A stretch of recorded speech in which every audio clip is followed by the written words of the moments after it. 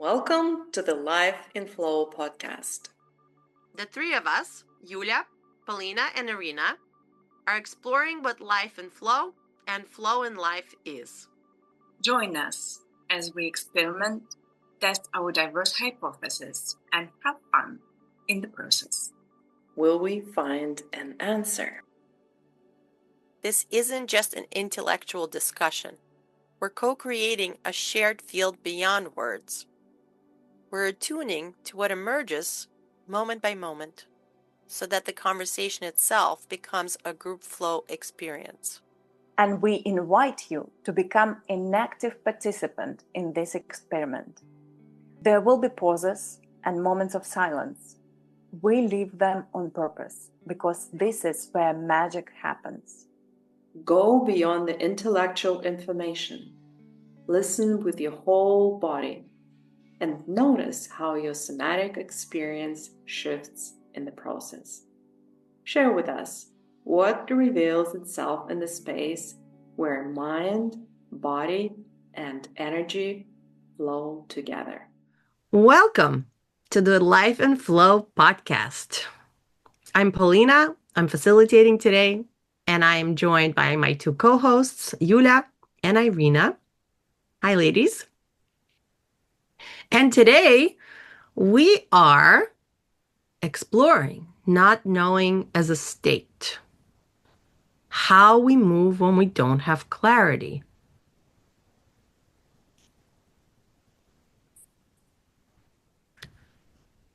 We're going to be playing with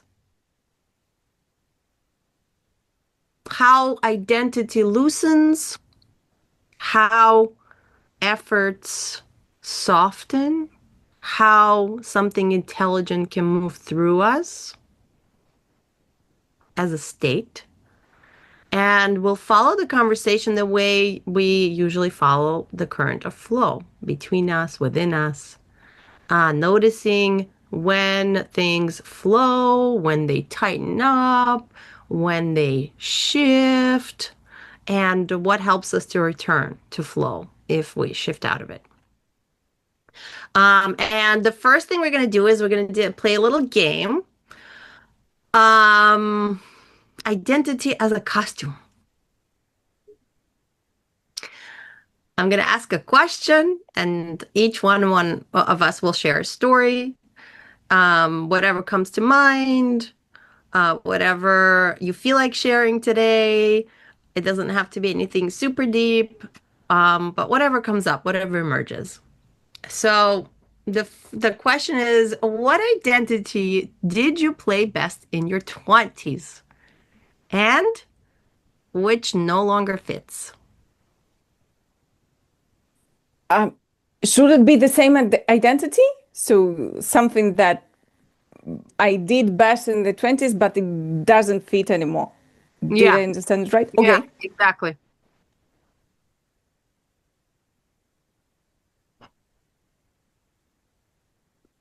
Ooh.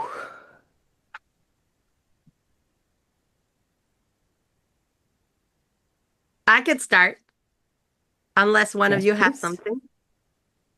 Please go ahead. I'd rather not start, so go ahead, Ira, if you have it. The thing is, I have it on the tips of my fingers, but I can't quite put my finger on it. I need some time for it to take form. Okay. What I'm going to do actually is I'm going to read all three questions that I wanted to potentially engage with, and let's see which one lands and you want to answer. Yeah? Okay. So the other two questions are, if a toddler described who you are, what would they say? And the next one is, funniest identity that you ever believed about yourself.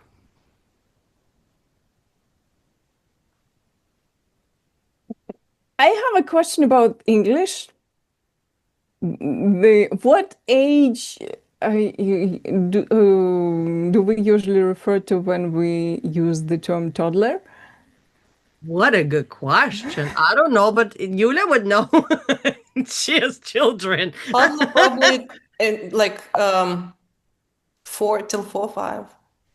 So basically, best go by a 3-year-old. Yeah. Okay, so you're like, they can speak. Well, like, let's say it's a 5-year-old. Yeah, they can speak. Yeah.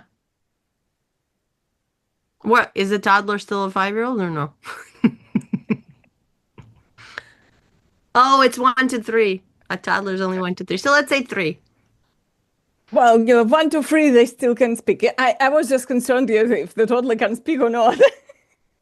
Because like the first question or the first answer that came to my mind was,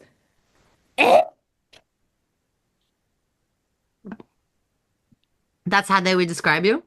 yeah. Cool. Yeah.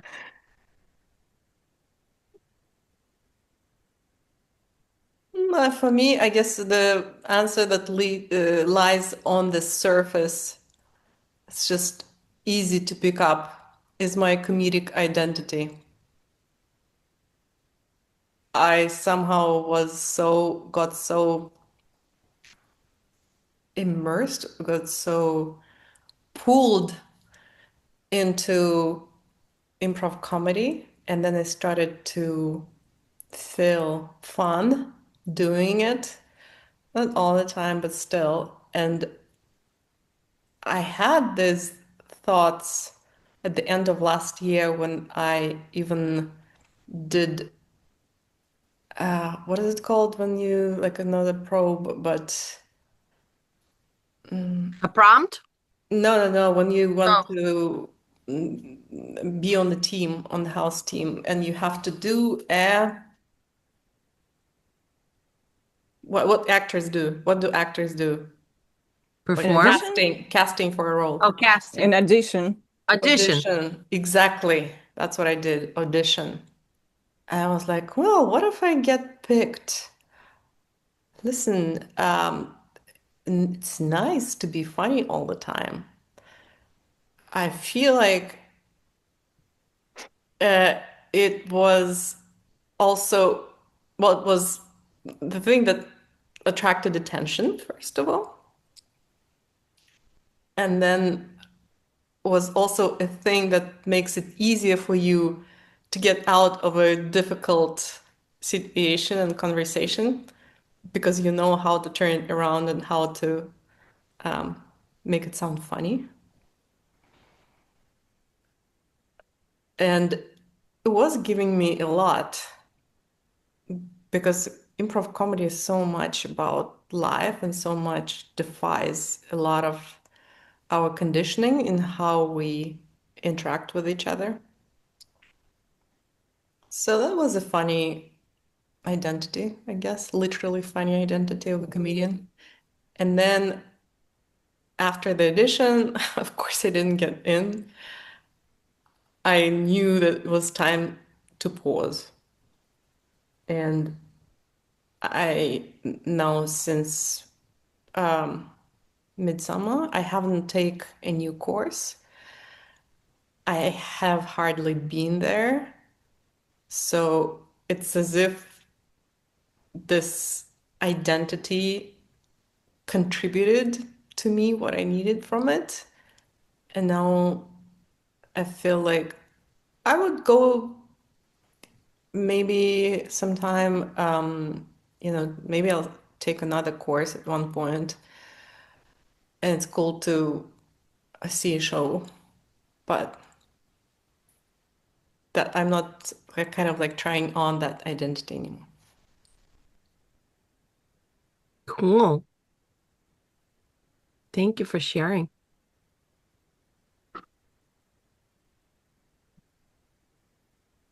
Ira?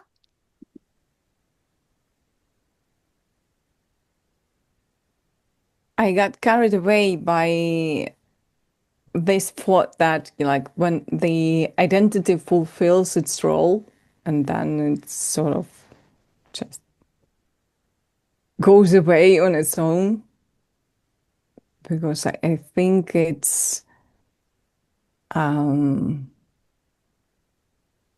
sounds familiar to me, although like I can't again put my finger on it, like on something concrete, like to tell a story, but the sensation itself is very familiar.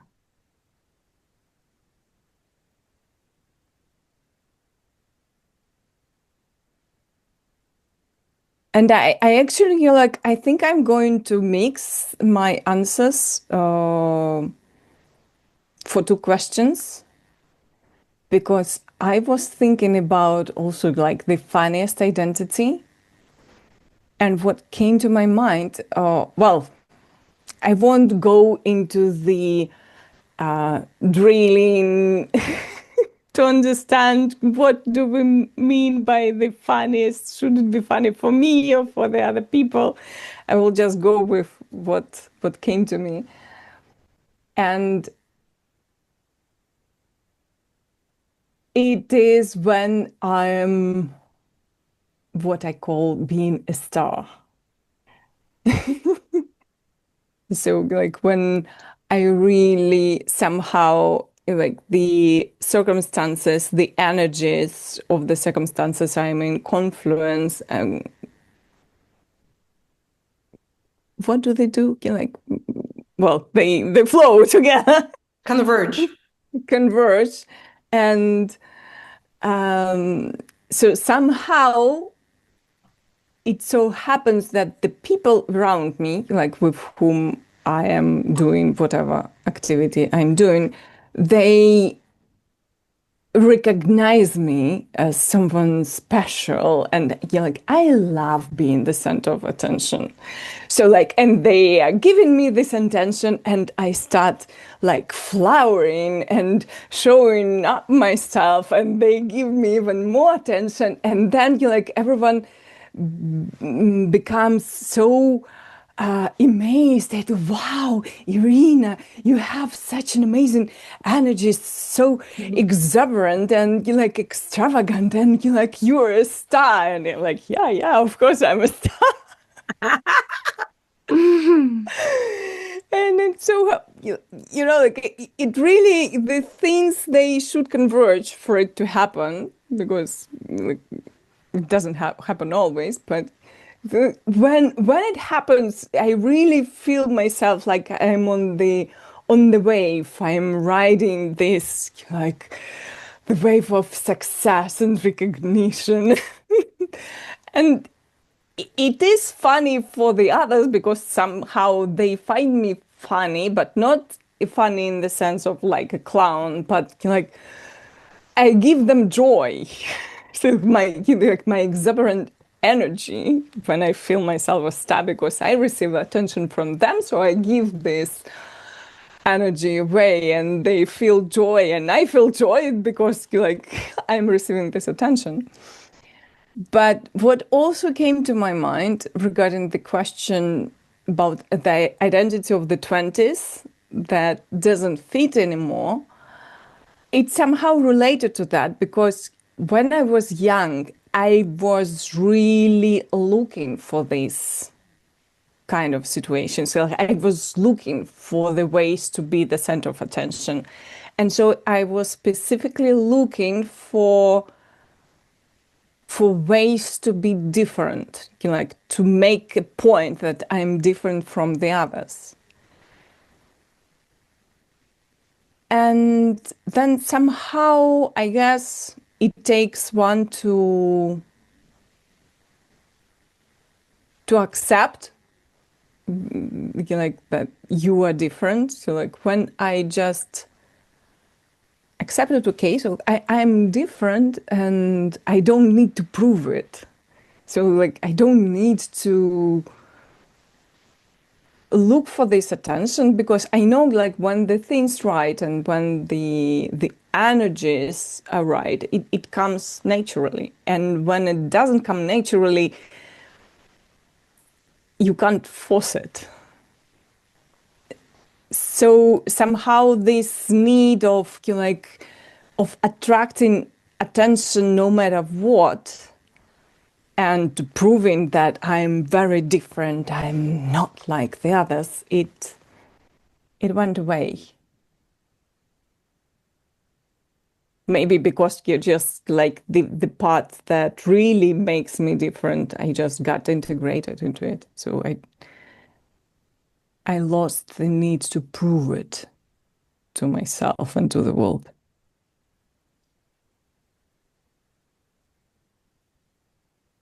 Your story really resonates for me. Um, Also, can I just say, I really love how you really welcome and approve and own that there is a part of you that loves attention and loves to be the center of it and, the star. I think it's a really attractive and it feels good that you are the relationship you have to this within you. It feels good to be witnessing it. Because it doesn't feel like, sometimes people can have like a similar quality, but they don't own it. So it comes across like an incoherent thing that kind of throws the observer off or out all the time. It just doesn't feel good. But the way you're sitting in it, at least today for sure, it just feels really good to be with you in this way, to witness someone really owning, yeah, I love attention. I love when I'm the center of it. I love when I'm the star. So I just wanted to say that that was coming up for me when you were sharing. Thank you. Yeah. And so for me, it would be hard for me to actually talk about this without the perspective of parts, because I really know now that one of the identities that I had in my 20s was really just the part that's still here. It's just, it's grown up a little bit, it's developed, maybe it's matured. So the way it comes up now is different, but it's still here. But in my 20s, it was this like entertainer, but an entertainer with an edge of sarcasm, like very sarcastic, very like, I will pick up what's like a weak point for you and I'll make so much fun out of it and I'll poke you with it and I'll make fun of it. And it was a way to actually, now looking back, I understand that it was a way to um, kind of maybe shift the energies a little bit around the thing that was stuck in them or in the space. But also, I was a bit provoking and I was like just really a bit like this part of me has a really big persona and a lot of energy and it's very like infectious and like people usually would describe me as really, really fun. Um, And then, as time went on, yes, I love this aspect of me, but it also ended up being that people would only see me and interact with me from wanting to interact with that part. But that part was just a small part of me. It had nothing to do with the depth and like all the other things that I actually feel more connected to in terms of what's really real. So, um, that part was no longer producing the results that I wanted. So I had to put it to rest for a bit. um, and then it started coming back again after I did some work on myself. But it came back in a different way. It wasn't so much like of an edge and so much of a provocation. It was more about like, let's just have fun and let's like generate energy um, and yet, still, even now, where I am today, I still don't know how much that part is truly a part of who I am, or it was, like a part that developed this way of interacting because that was required, that was needed in order for me to have a bridge to connect with people, to not feel bored by people, bored by situations. Also, as a way, I guess, to overcome a lot of the heaviness and a lot of the pain that I actually was living in majority of the time. And this was like my reprieve from all of that, like a self-generated reprieve. So I'm really grateful for this part, and yet I still don't know how we fit together, like in a fully coherent, fully integrated way. So it's still in process, if that makes sense. Yeah. Is there a fully coherent and integrated way? Potentially, why not? I'd love one. Okay, I just wasn't aware of one in my life, but that's why I asked. Well, Dan Siegel in his work, he and also Richard Schwartz, right, for IFS. I mean, they do talk about it's not that they blend together at the end, the parts, but once you release whatever they're carrying that's actually not helpful, and the parts have new jobs and new roles that they choose that they're happy with, it becomes like an integrated system in terms of it's still different nodes of parts, but they function and they know each other, and they function well together, so it becomes a much more fluid state where like the self is still the main conductor, but it's a different, yeah, it becomes a more integrated, coherent system. I mean, to me that sounds really cool, and I would like to see what that feels like eventually. Okay. Do you want to share what else is coming up for you around it? Or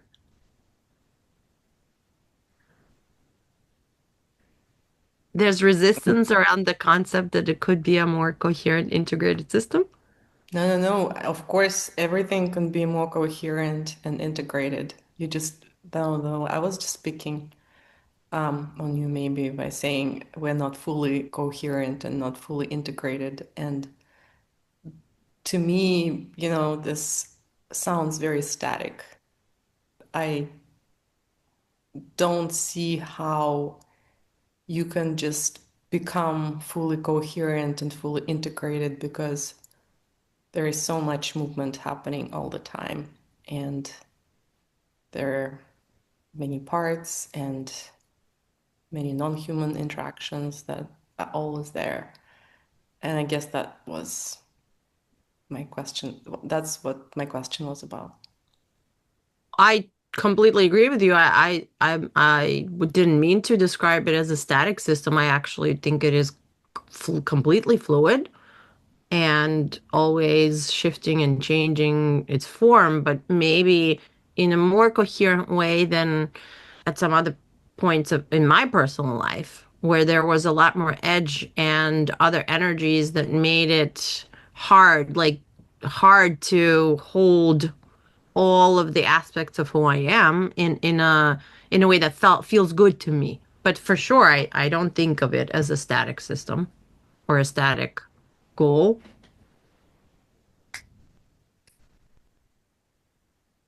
I think that there will always be, like some part that will be screwing things up at a certain point, and it's just the matter. Like, I think the more coherent system would mean that we just have more tools and the abilities to recognize it and to welcome it and to smooth things up when necessary, in comparison to like what happened to us when we were completely ignorant of what was going on. Yeah, and maybe not also when we stop expecting too much control and clarity from it, if I were Yeah. to tie it to our topic. Because all expectations, I think as if they, in my experience, as if they create this field where there is a lot of resistance, because then when you already have an expectation, that means that it has to go a certain way. Although, of course, we say, well, no, it doesn't. But yeah, it's as if there is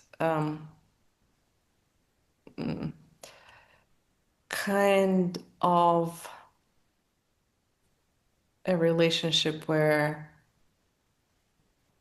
I'm trying to catch a snake by its tail. I don't, yeah.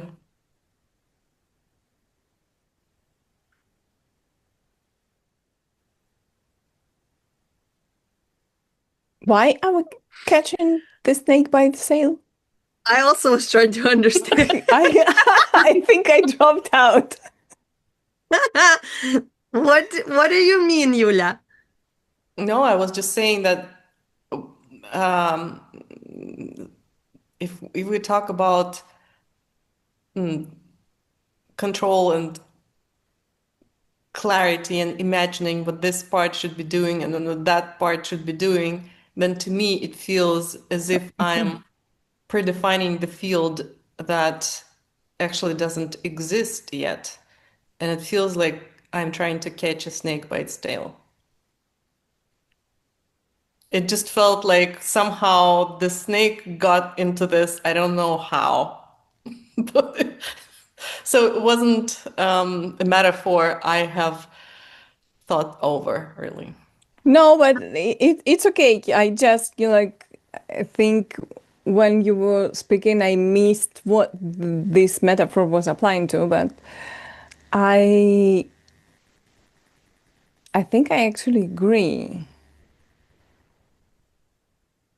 because I had in my life exactly also like in the terms of walking with my parts, the situation when I thought that I recognized all the positive functions and sorted out the relationships between the parts, and I was amazed how it was actually about my inner critic, when I realized that in its really coherent role it fulfills the role of the I called it the guardian of the system.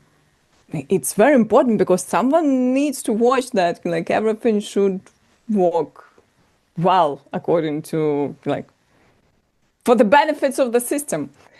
Until recently, I discovered that this guardian of the system turned into really guardian of the system.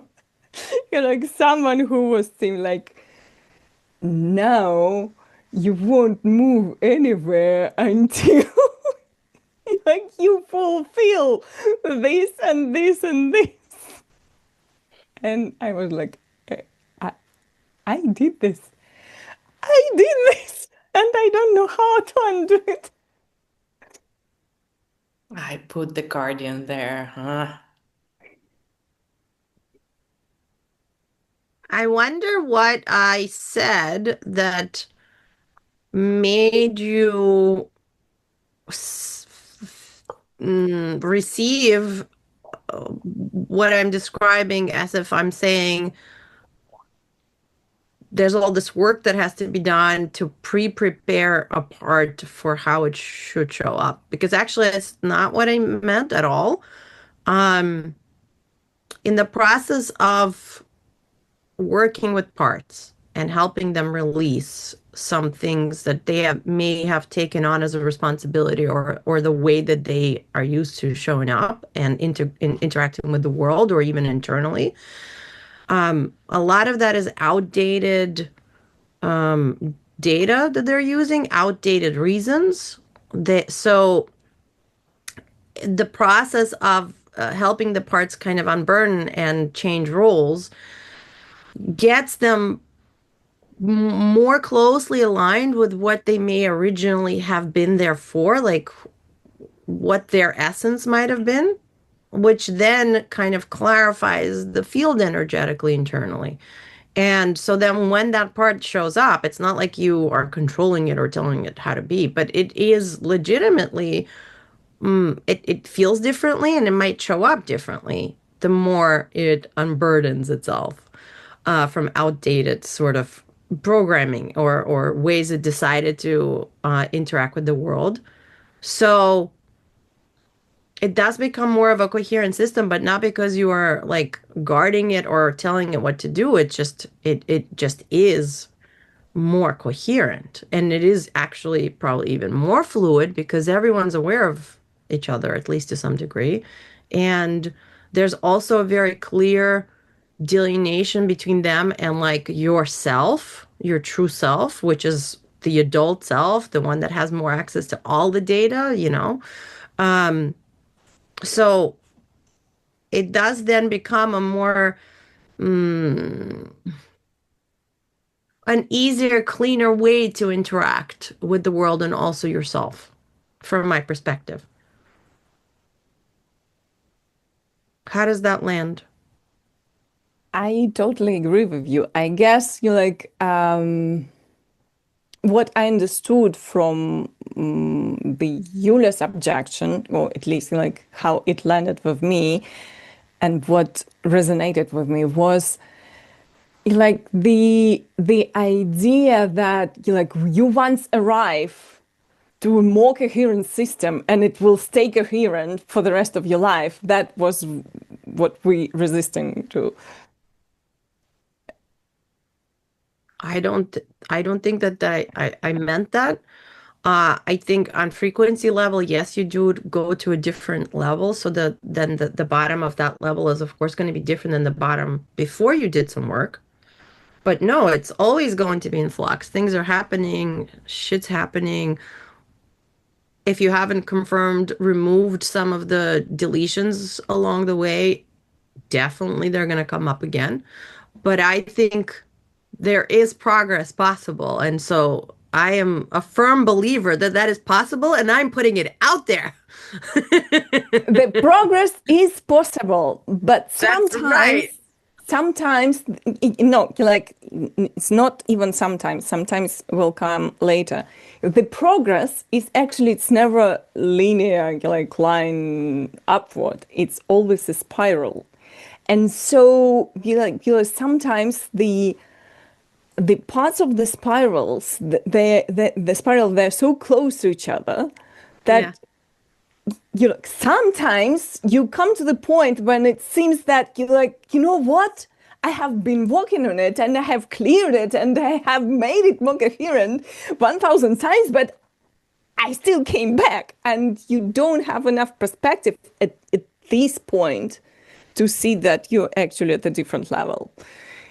It seems that you're regressing and you're like, everything became incoherent again, etc. So like there is always something that gets out of attunement and seems or feels or acts as not coherent, because that's life. But I do agree, progress is possible.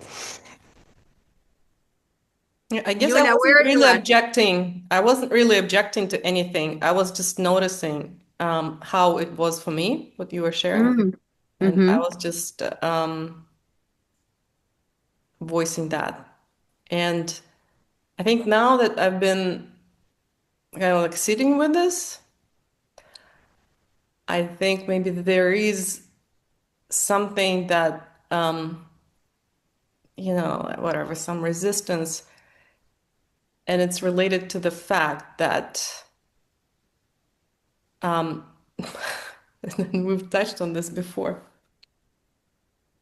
that compartmentalizing and this part and me tune it on in this part and then it's all gonna work together. It's just this kind of framework, I think, is not very, but it's kind of like feels incoherent to me, because it's like to our conversation that we are machines, and we're like whatever advanced pieces of machinery.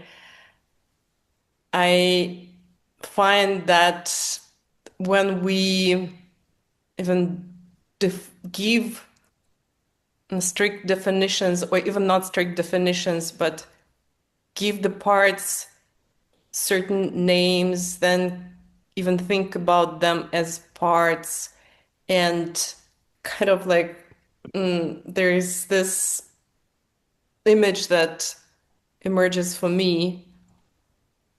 This is something that's not fluid when it consists of so many parts. That's I think what was coming up.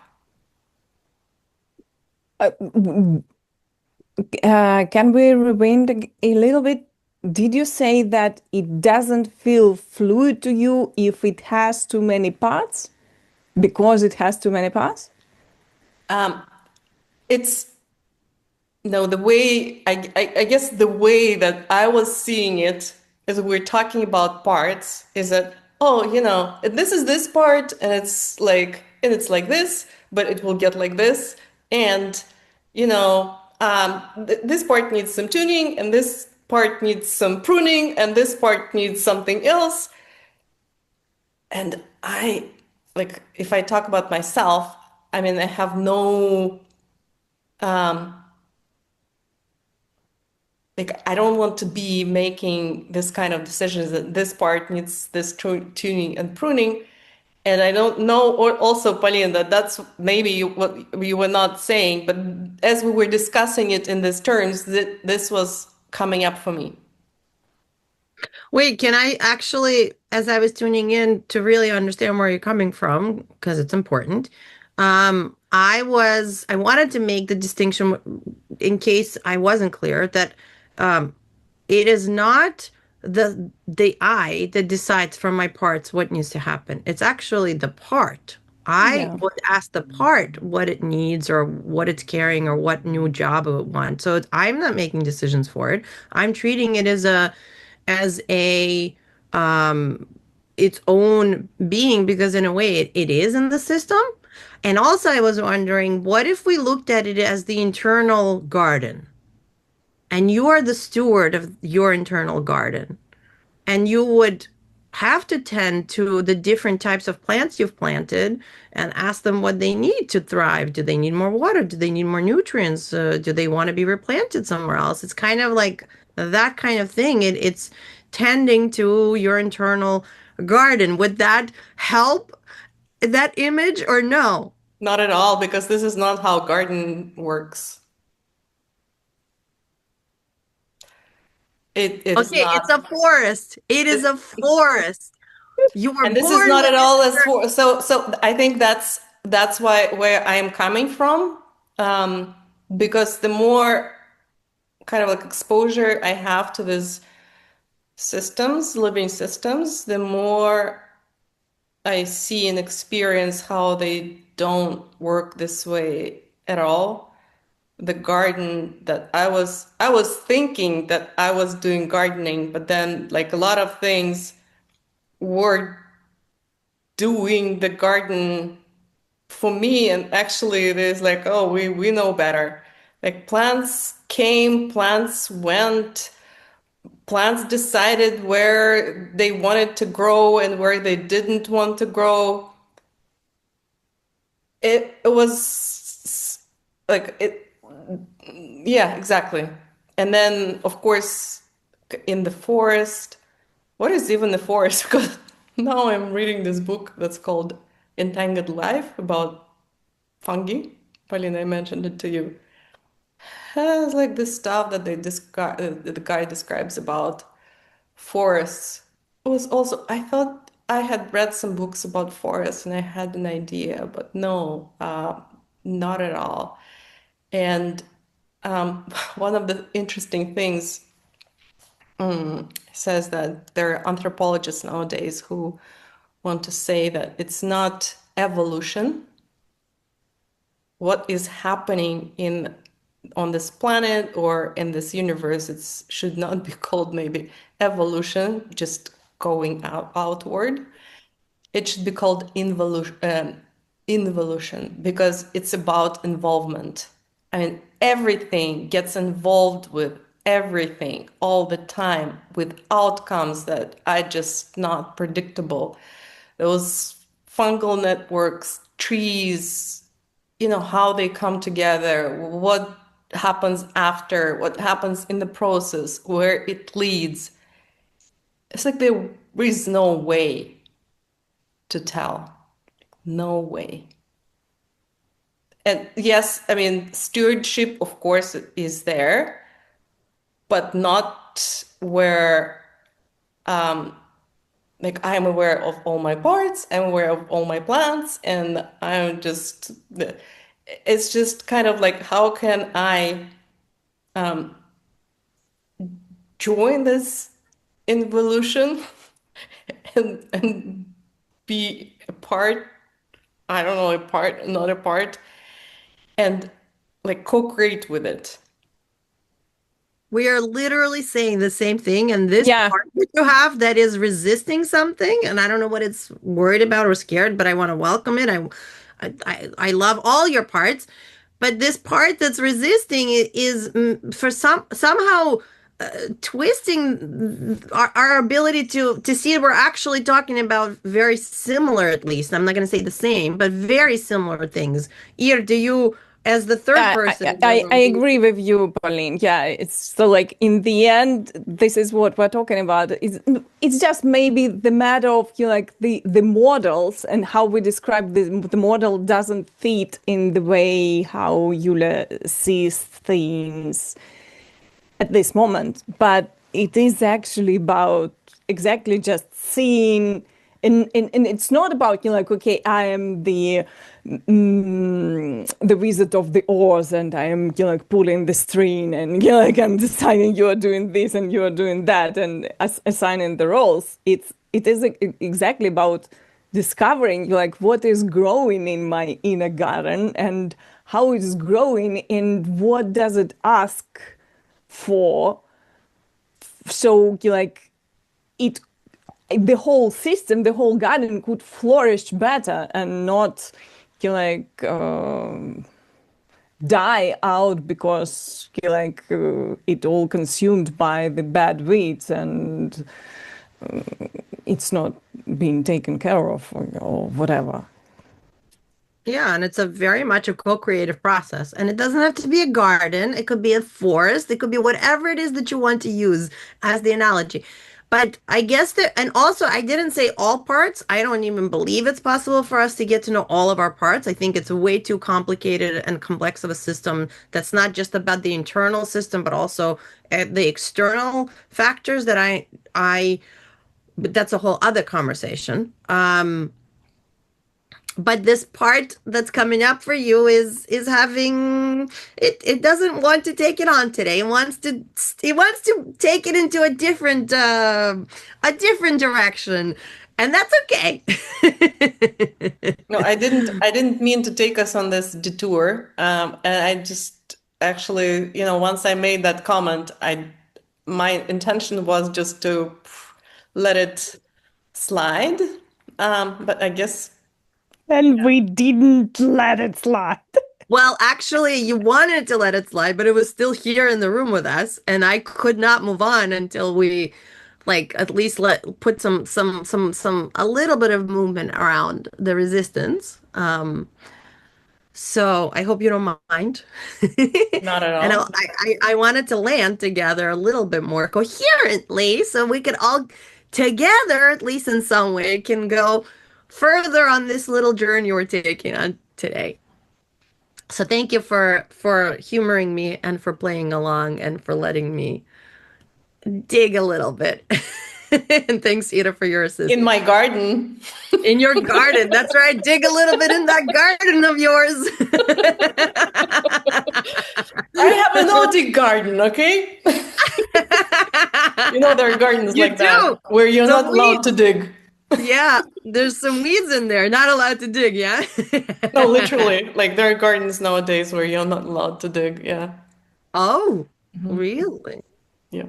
Okay.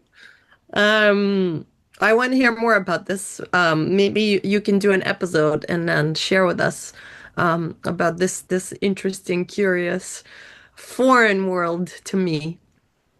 To dig or not to dig? That Dig or is the not to dig. question. Yeah. I love it. Okay, well, if you don't mind, I'm going to take us to the next part. And I'm actually going to follow the same model because that is in my pleasure. I'm going to read the 3 questions one after the other, and then whatever lands and whatever presents itself, we will answer. Okay. What collapses first when you stop trying to be someone? What does your body do when you stop performing?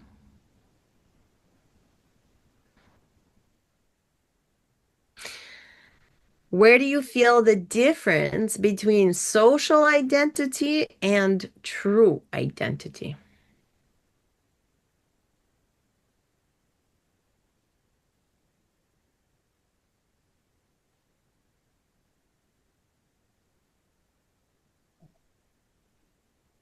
I have the resistance now to like my. I have a doubt regarding whether such a thing as true identity exists at all. Mm-hmm.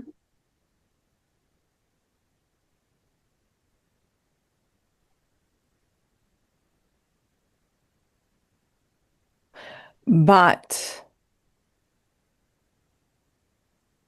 it is true that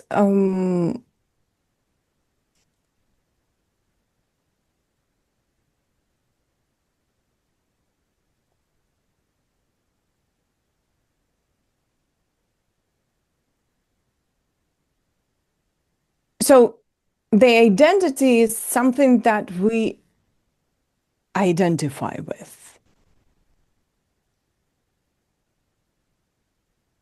The social identity is a mask that I put on to present myself to the outer world and to fit as I'm seeking to fit in the circumstances and according to the social norms, etc., to get accepted or not accepted if that is my identity.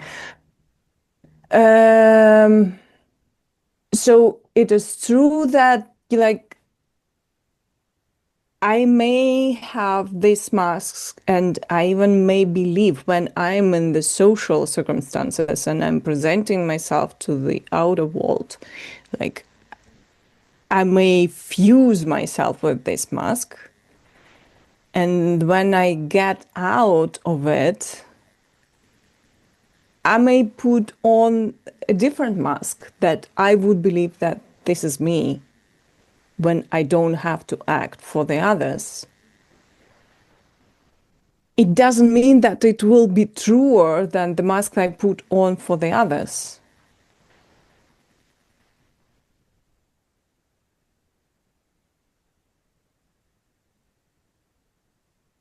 So, like, coming back to the conversation about the parts,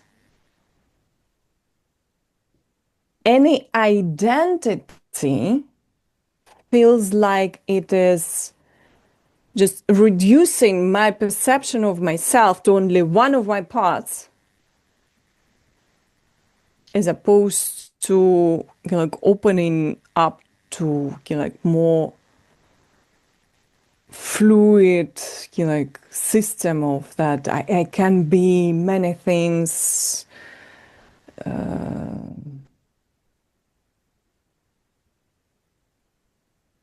in different ways in different circumstances.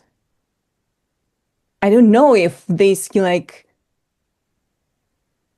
fluid multifaceted identity is still an identity.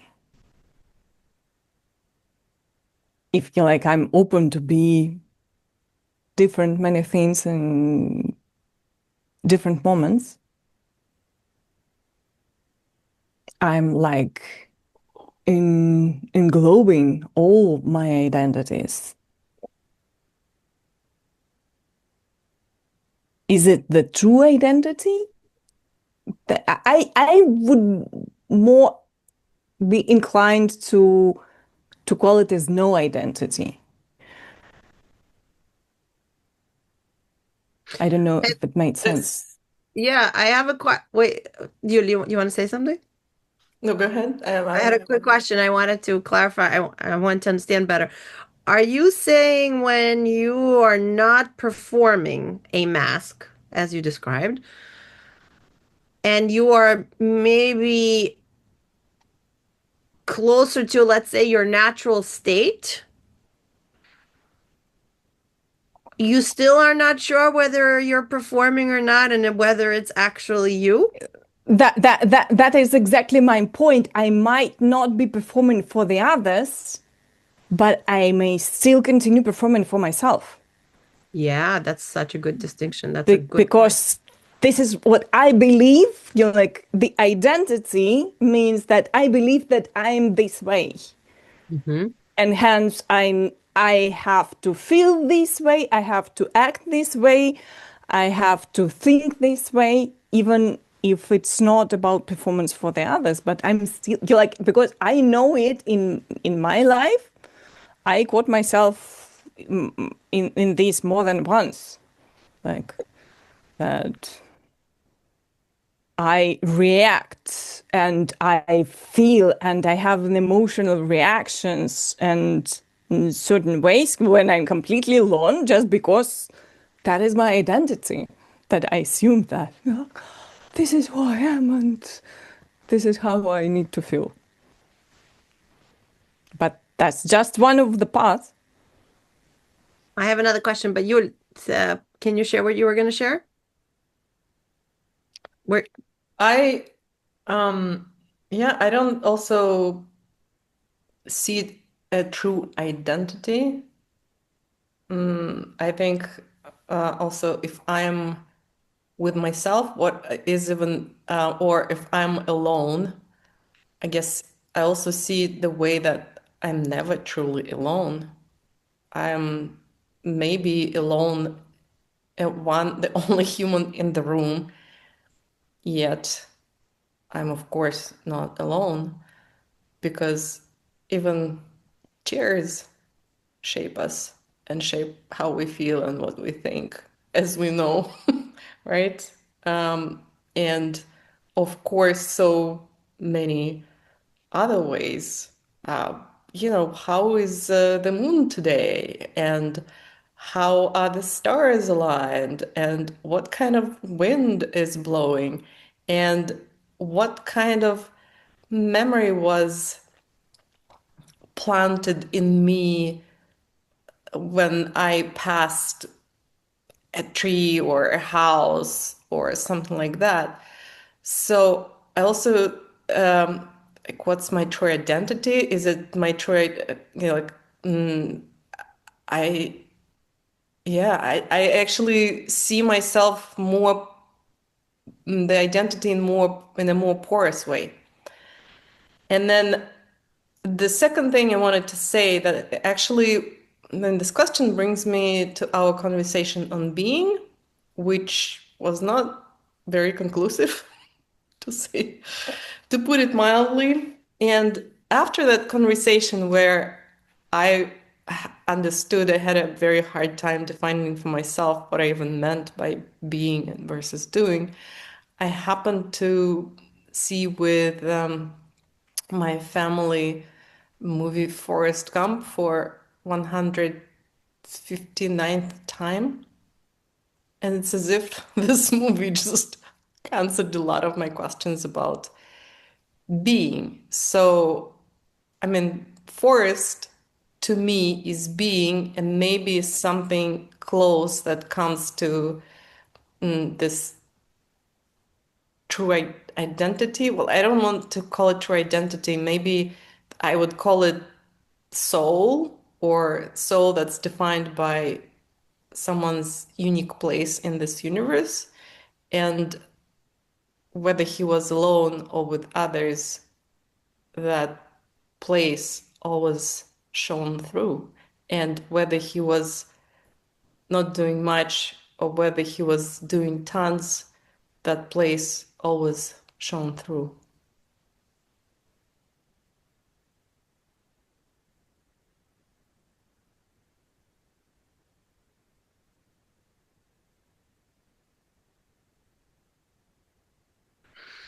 I also watched some of the clips from Forrest Gump because you brought it up last time we spoke.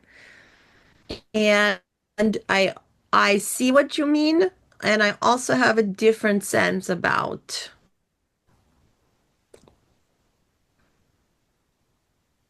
his soul. I feel like it's an example of presence but it's also influenced by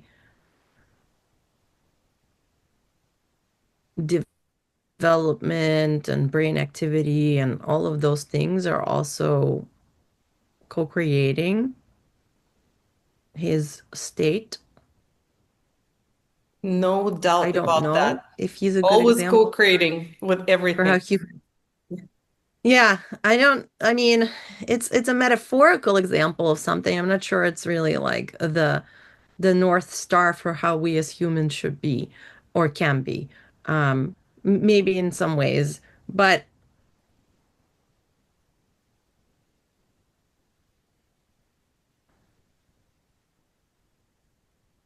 I lost my track of thought. While you lost, I will say that I think that Forrest Gump is not the North Star of how human beings we should be. What actually came to my mind was I once studied the the Enneagram by Gurdjieff. I don't know if you're familiar with Enneagram, like the way how they teach it now. Because it's like, so someone took an ancient esoteric, like teaching, the model, and applied it to the psychotherapeutic world. And came up with the like typology system where like you identify yourself with, like I am this type or that type, etc. And so the ancient esoteric teaching was much developed by Gurdjieff, who was the an esoteric guru from the Caucasus, very popular in Europe and the beginning of, I think, 20th century. But the point is, so the way how this system works is, so basically the main principles when we get born, from the interaction with the feminine and the masculine energy of our father and mother figures, this is how our personality, like our ego, our parts are being formed. And because there is always some disequilibrium, like disbalancing between these two parts, how the feminine energy of the mother presents in our interactions, how the masculine energy of the father presents in our interaction with us. So there is always some disbalance, and like there's different typology emerging based from that. But there is one type that they call sun, which, as they describe it, these are the people who practically don't have the ego, because they always feel like their essence always shines through, like the essence of Forrest Gump. It's always like shines through his presence. So like he doesn't put on the mask. The problem with this, and this is what we discussed in our previous conversation regarding the ego. So like without ego, you can't interact with the world because this is your operating system. So it's very difficult for us to be Forrest Gumps. Yes, it is the example of how the being shines through the presence even in the action. But I don't think we can be like him because it's just not practical. Wait, but also it's not very fun because he's a very literal being. And it's not very fun for me. Well, I think he had fun. He had quite a lot of fun. Not always, but No, I mean, it's not fun necessarily to interact with him. Actually, the way that he is able to just fully be present, engage, and enjoy everything that came his way was actually one of the things that made me made me surprised me. I guess that's maybe part I didn't see that closely before. And maybe to me, that reflected part of the deeper truthfulness that he was preserving. And because of that, like there wasn't a lot of internal conflicts that are usually related to pretending, not knowing what you are. And yeah, I mean, it's like he was just fully enjoying everything that he did. Actually, I'm not sure if he knew what he is. I'm not sure he had the ability to see himself from the side in the way that we are talking about. Maybe. And I'm not, by the way, I'm not arguing your point. I agree with you. But I'm not sure that he had the type of observer self that was able to see himself as the being he was being. So I'm not sure. I Yeah. think it requires more processing power potentially in order to be able to do that. He was just being. I don't know that he was also aware of the fact that he was being the way he was being when I tune in. But also we don't know. This is a movie. This is an actor playing a role, so we don't really know. Yep. No, but yeah, it's still it's an important reference figure like that. It doesn't matter that it's a movie. We still Well, it get does matter. It matters because when I watched the clips yesterday, I could tell it's still Tom Hanks playing this character. You cannot take the brilliance of who Tom Hanks is as a being, and even if he can simplify the operating system that he is performing, Tom Hanks is still in there. Yeah. I mean, like it's, I didn't bring it in to divert our discussion to Forrest Gump. So again, I didn't mean to, and probably have our own opinions on So good. Forrest Gump, which we are now seeing. So yeah, that was not my intention.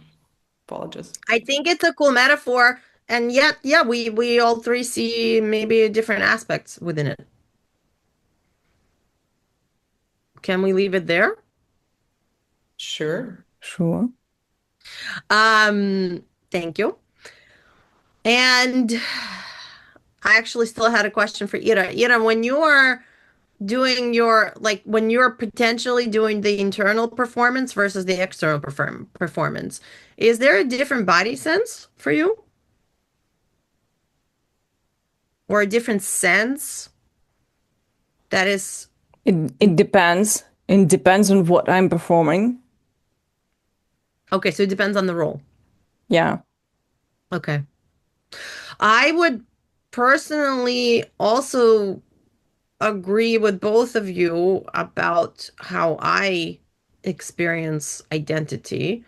Um,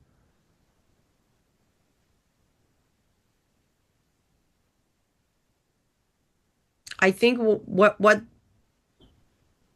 all the different modalities and schools of thought are pointing to is this thing that for me feels like, that not the identity, but that sense of self, like your more authentic sense of self to me is more of a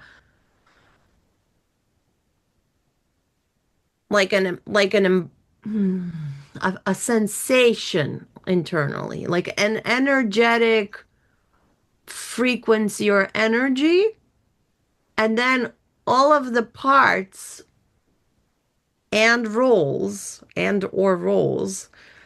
or aspects of me kind of make up the repertoire of who I am in this physical embodiment, but there's still this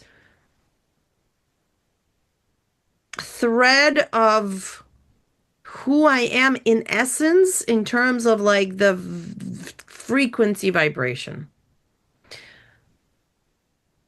which I can feel more clearly when I am well regulated and have slept well and I'm not going through stressful life events. And it is more difficult to see when parts are acting out or shit's happening. Um, and there's still a spectrum within that frequency, of course. And of course, there's all these external variables that can shift the whole thing. Because we are porous and we're interacting with a whole matrix of stuff. And some of the parts are way better at interacting with society and people. And there are even parts that are really way better than my true essence potentially at, let's say, studying and learning. Because maybe if my hunch is, and this is not verified yet fully, my hunch is if I was just me,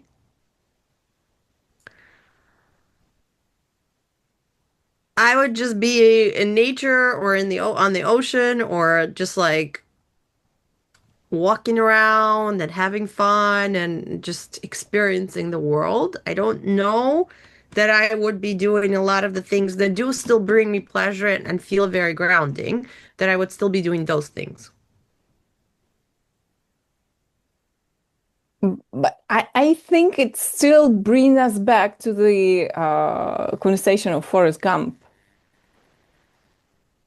Because I don't know, like if you were just you, or like if I was just me, without all my parts, like that have to perform the role because they have learned to perform this role due to all like my upbringing and all my life experiences. Like if I were just me, I would be Forrest Gump. Yeah, I would shine through my essence to the world, but my operating system would be much simpler because what brings complexity also brings all these parts that need to fit, they need to adapt, they need to learn to perform. It's inevitable.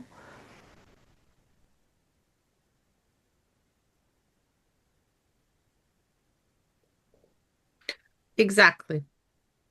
We're actually in agreement. I must be in some weird space today or something because I don't seem to be coming across or registering with the two of you in the way that I intend.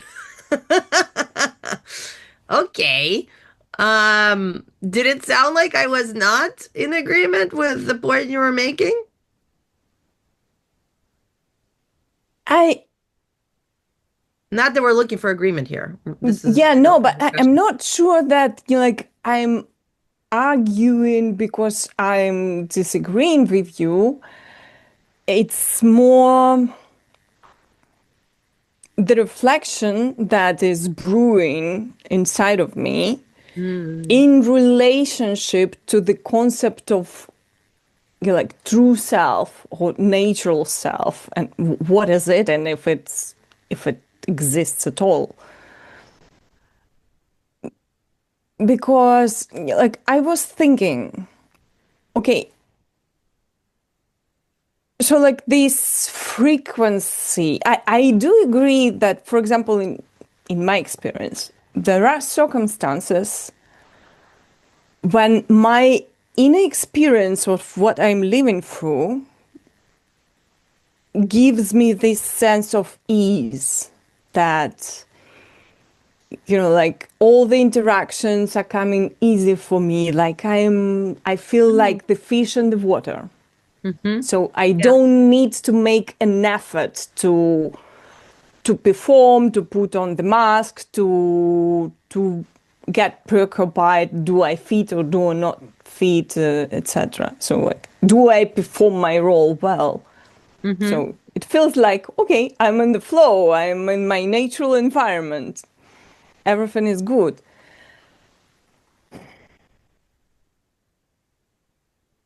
It doesn't mean that in these circumstances, when I feel this way, what actually feels this way is not one of my parts and not the whole system.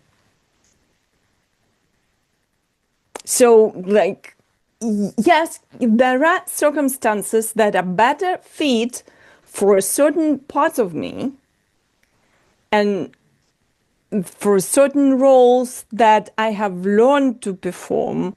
They are coming more easily for me. Like, it seems that they're more natural rather than the others I had to put on a lot of efforts during my life to perfect this role, whatever that role is. But still, in the end, I think like my natural self, my true self is the whole system. So those all parts, including those who perform and have to make the effort and they have learned, etc.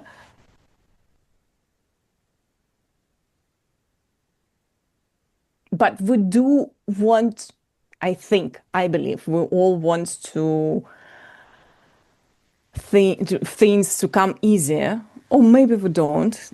Again, depends on the past active. I want things to be easier. I wonder even if those things that we're trying to name somehow, whether ourself, true identity, or being, whether even to most of us they're accessible in the usual state of consciousness. I'm thinking now, maybe not. However relaxed and present and at peace and at ease we may be, like that's it doesn't really, is now I'm thinking about it, it's not necessarily an indicator that now this is whatever my being and my soul and my place. Maybe not, because actually we are drifting always towards those states of ease, of flow, which is not to say it's bad, because we are flowy beings. But, like, would I consciously come to associate my being, soul, or whatever with a really, really difficult, shattering experience? Probably not, because in my human conditioning, I would go for the thing that's brighter and more pleasant. And yet, maybe the most difficult experience that we go through, these are the experiences that our souls need the most. Totally, yeah. That's that part I cognitively agree. Yeah.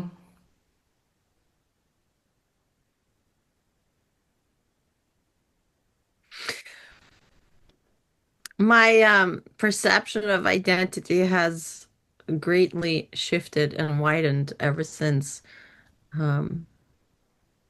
I experimented with what shape-shifting could be like. And it might be a little bit far out there to bring this aspect into this conversation at the moment. But Come on, actors do shape-shifting. Shape-shifting is true. quite a recognized thing. So That's true. But when I played with shape-shifting with birds and even some animals, and I was able to physically feel their bodies in my system, it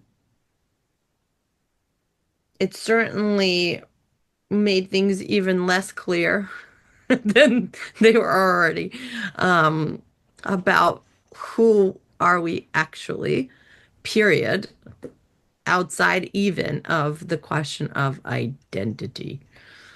But certainly, I still prescribe to it being a culmination of things and also like a repertoire. And I want The to move to the next. identity. Yes, the Okay. identity. Identity, yes. Yes.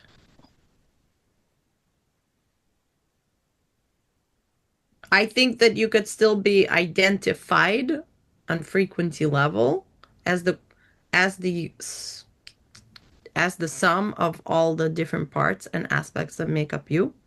So, I think in that sense, I think there is an energetic frequency in terms of identity. Um, but I don't think that identity is singular or static at any point in time. And I actually even like the fact that identity is not static and is fluid because you get to be, depending on how self-regulated you are, you get to be whoever the fuck you want to be at that moment. Well, that's the mastery.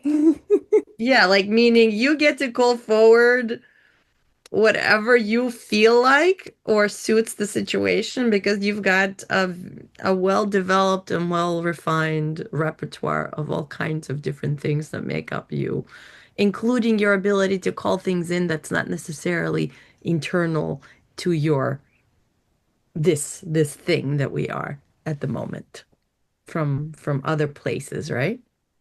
Yeah, that's my goal. I'm not there yet. Yeah, something interesting is coming up. It's from another space, Yeah, from a book about soil that I'm reading. yeah. And humus is the fertile part of the soil. Actually, it cannot be, well, it can be identified, but they have found out that it's very hard to give a scientific definition to what humus is. And it's like with snowflakes. There are no two single molecules, it seems, that are the same in humus. Wow. What does it have to do with? Because I was like, oh, wow, that is crazy. I didn't realize that. And then I talked to someone who's a forest scientist, and she said, yes, yes, yeah, of course. Well, the thing is that all those molecules, they're molecules of beings that died, and that's why they're all different. Yeah. Yeah, I mean, it sounds like, a simple thing to think about. For me, it was a huge revelation. Also, first, like, and this is just talking about the uniqueness. Yeah, I do believe it's there. Hmm. That's super cool. Thanks for sharing that. Wow. I love it. So How we are all scary. humus. Huh? We will be We humus. are all a part of humus. Exactly. Mm. But We also were how and we will. scary for the human identity when the scope expands to that degree. There's a part of me that's like, it was already so big and now it's even bigger. I wonder if that was your part too in the beginning that was resisting all the different parts. You would Um, Say it again, Pauline. My part was resisting. What? What? I Like, just identified that there was a small part in me when you talked about the humus and the fact that it's just like all different molecules. That part was like, oh my God, we already are dealing with such a breadth of stuff, and now it's even more expanded. That part that likes structure and likes containment and that likes certainty, that part got activated. And I was wondering if that was the part that you also had activated in the beginning when we started talking about all the different parts internally that have to be, that need to be Might have coherent. been an opposite part that doesn't like structure and containment, but I don't know. I don't know. Oh, from that, I didn't even see it from that angle for you. Okay, cool. Wow, this conversation is really going very differently than I originally thought. As they tend to do. Like as if you guys are messing with me on purpose. Okay, we don't have a lot of time left. I want to ask these last three questions before we start wrapping up and just see what comes up. And we don't have to make it a long discussion. We could just briefly touch on it, and maybe we'll do some more of this again in another episode. Here we go. So, what old identity is dissolving for you right now? What is doing what identity is doing what? What old identity Dissolving. is dissolving for you right now? What new identity is forming but not fully there? And what emerges when you're quiet, unproductive, or undefined? Well, for me, it's like all it's the same answer to all these questions. And it has to do with value. Oh, Yeah. like the allowing myself not to have value. That is my So that's what's dissolving, that a sense of it's value yes. in the world. Huh? And what do you have a sense of what new thing might Freedom? be forming? What in theory I hope that should emerge, that is my hope, is exactly this freedom to assume any identity that I want at any point. Okay, now to have the freedom to choose from the repertoire of identities at my will. But like this path that needs to be valuable doesn't want to dissolve. It's it's a very difficult process for me.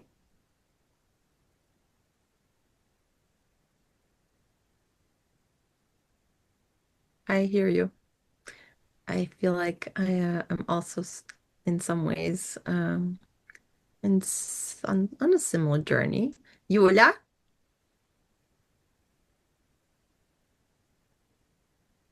So I don't know, like a lot of things are brewing.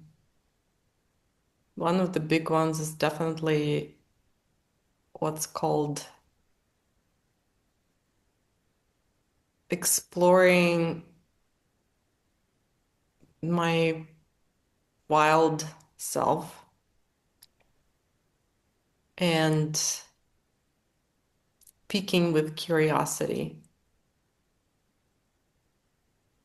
It's just what is there beyond the world, the Western world that I grew up in, and well, almost Western. I'm actually now, I really appreciate the fact that I grew up in Russia, not quite like in a Western European or country or the States, because it was less civilized, I guess, and less groomed with all the concepts that make the world for us so predictable and create this expectation of control and make us think that we know things.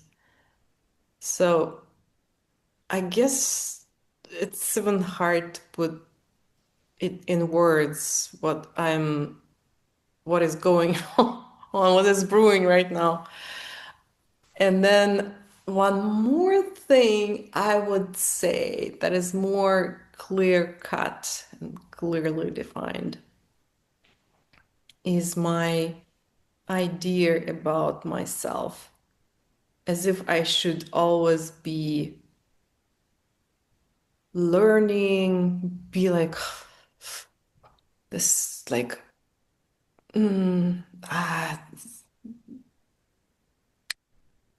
how do I even put it? Like, be enthusiastic about things. Like, specifically, I like to give you some context. I'm now thinking about this other podcast project that I'm doing, interviewing people.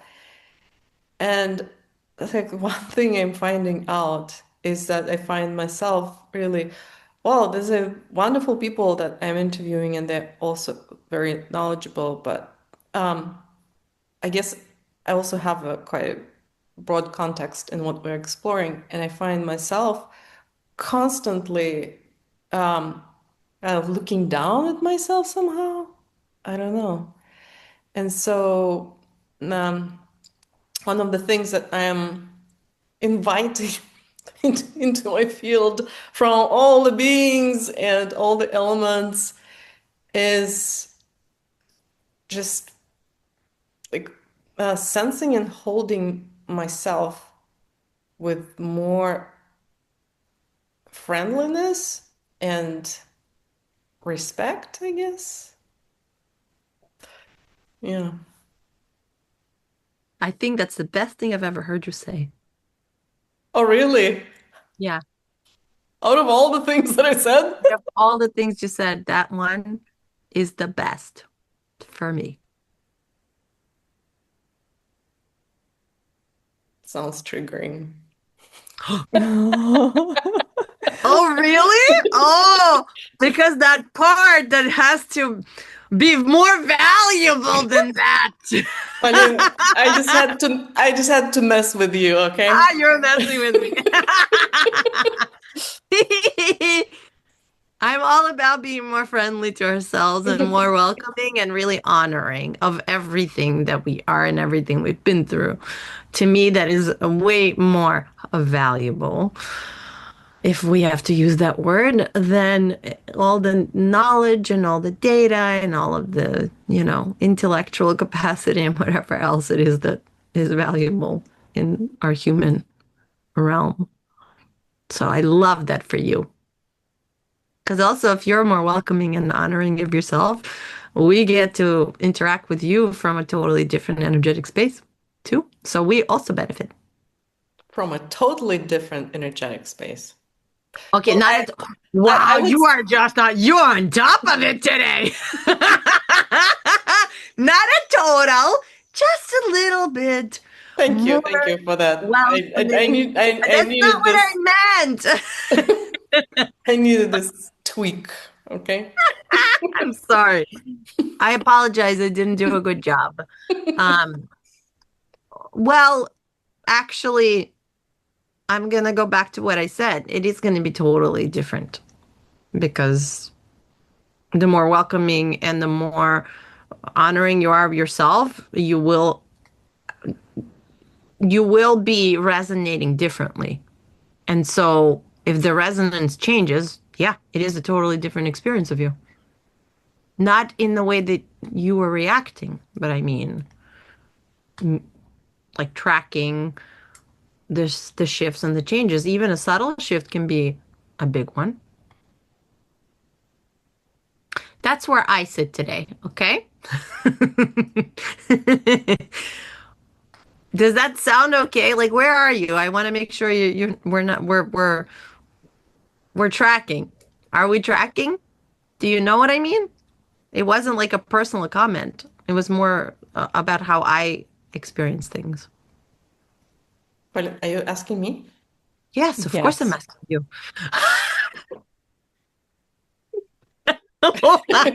Well, I mean, things do come up as you say these things. I'm not sure if it's the right time to bring them up. Like totally new energetic frequency because we decided that there is already energetic frequency that we are born with and we're like recognized with, right? So it can only undergo some shifts, right? Well, okay, but the way I'm seeing it is from the perspective of our culture and where we come from, because you already brought it up, Russia, being Russian in terms of origin, uh, being women from that culture, having the experiences we've had, immigrating, all of that creates a combo of things, of aspects of us, of identities, of parts that may in total feel different, very different than when you say I'm more welcoming and honoring of myself. That is literally almost like a confirmed delete of the things we came in with. So it is quite a different frequency for where we come from to be loving and honoring of ourselves and accepting of ourselves as we are. To me, in my frame of reference, like if my some of my family members were to step into this, which is actually quite radical, maybe not in your experience, but in mine, they would be quite different. And it could be such a subtle shift just to be a little bit softer, a little bit more welcoming and accepting of yourself. That would change the way they render.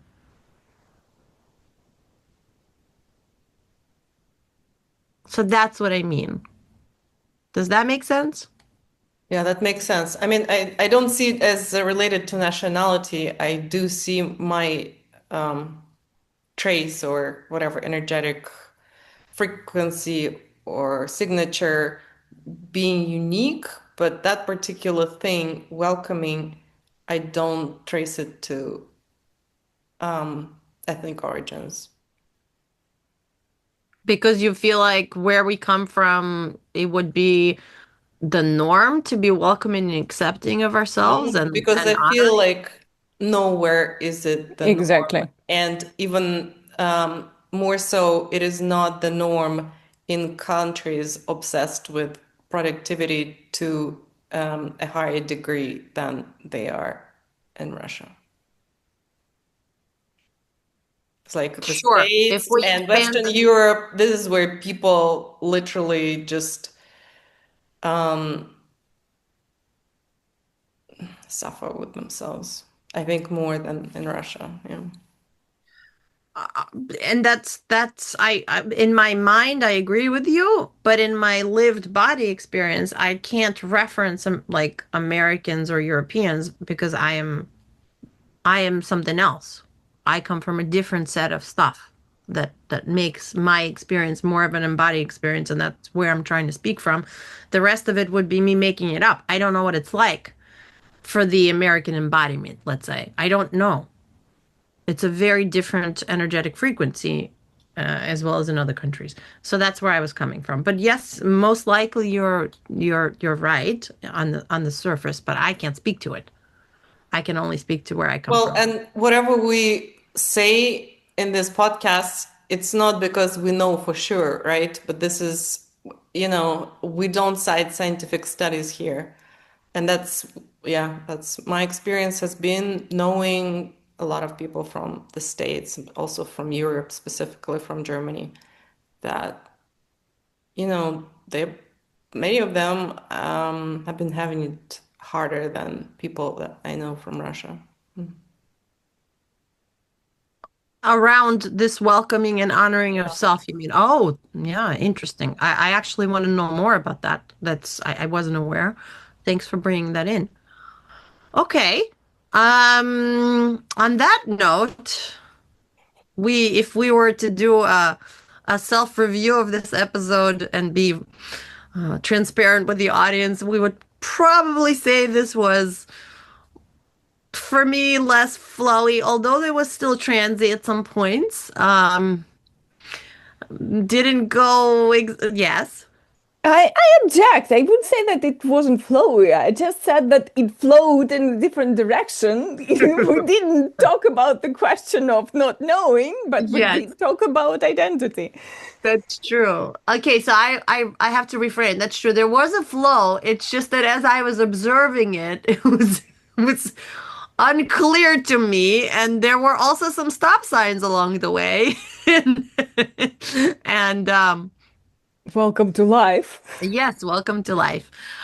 I want to leave us with 3 more questions just to take with us into our week, into our life, just for the hell of it, for the fun of it.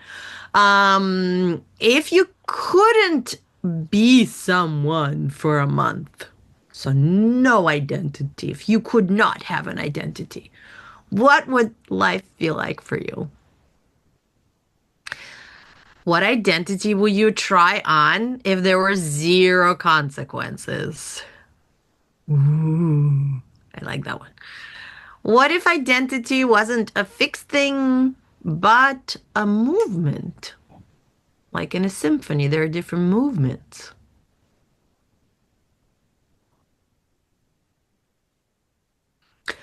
And with that, maybe not knowing is not emptiness. Maybe it is a state that allows us to flow. Again, where identity loosens and there's less effort and maybe something more wise moves within us.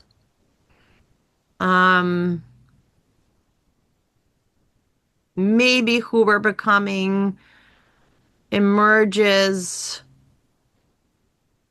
not from clarity per se, but potentially from the quality of the state we're able to return to again and again.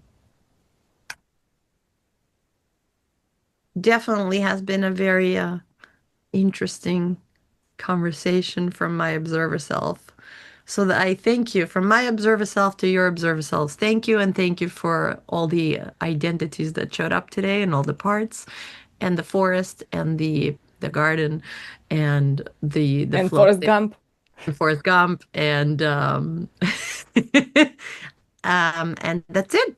That's the end. Thank you very much for joining us. Please share what you thought about what emerged today. We'd love to hear from you. Until next time, Paulina, Yulia, and Irina. Bye-bye. Thank you. Bye. Thanks for listening. How was it for you? We believe that the more people experience group flow together, the better off we all are. More connected, more creative, more alive. So let's expand the field. If this episode resonated with you, help us spread the word. Share it with a friend, leave a comment, or give us a rating. We love you. Do subscribe so you'll know when the next experiment comes out. You can also connect with us on our Life and Flow group Substack. We'd love to hear from you. Let's keep flowing together.